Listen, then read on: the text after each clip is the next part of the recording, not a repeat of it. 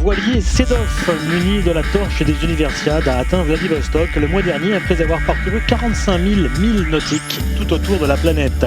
La torche avait entamé un tour du monde à bord du 4 mâts Sedov le 15 juillet dernier au départ de Brest.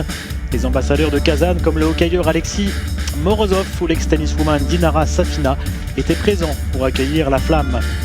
Le 25 janvier, le relais de la torche est poursuivi sur le sol russe.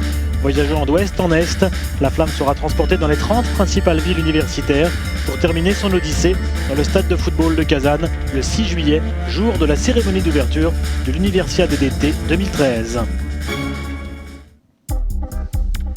Une réunion s'est tenue au siège de la FISU à Lausanne le 2 février à propos du projet Héritage, initié par le comité d'organisation de l'Universiade d'été 2015 de Gwangju, en coordination entre la FISU et la WADA.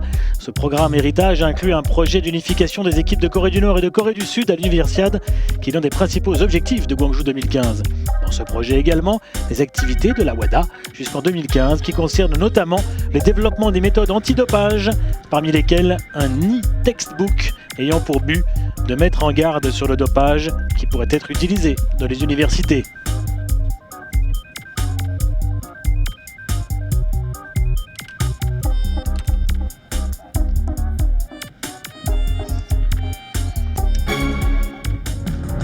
Le comité d'organisation de l'Universiade d'hiver Grenade 2015 a lancé le vidéoclip officiel concernant ses volontaires. L'objectif de cette campagne est de rassembler plus de 1000 volontaires.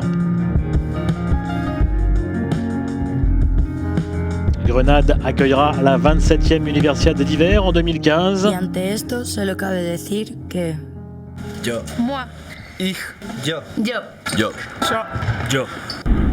Le même lieu accueillera le mois prochain les finales de la Coupe du Monde de snowboard à Sierra Nevada.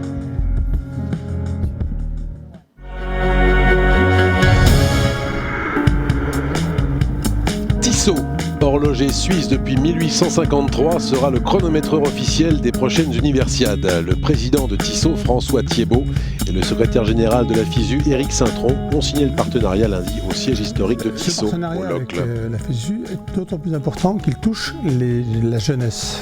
Ce sont des trendsetters, ce sont eux aussi qui sont faits des technologies, et apporter un chronométrage avec Tissot en touchant la jeunesse avec les sports universitaires, je pense que c'est un bon choix.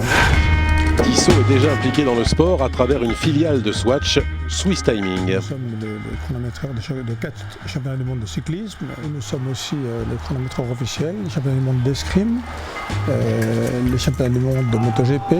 Ce savoir-faire que nous avons avec l'aide de Swiss Timing et que nous effectuons annuellement, bien évidemment, et on va pouvoir l'utiliser avec les universiades tous les 2 ans.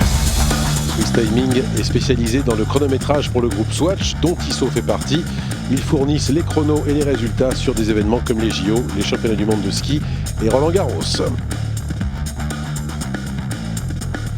Il était important pour une fédération qui organise des jeux multisports, avec, ce sera le cas à Kazan, 27 sports, d'être associé avec le plus grand timekeeper au monde.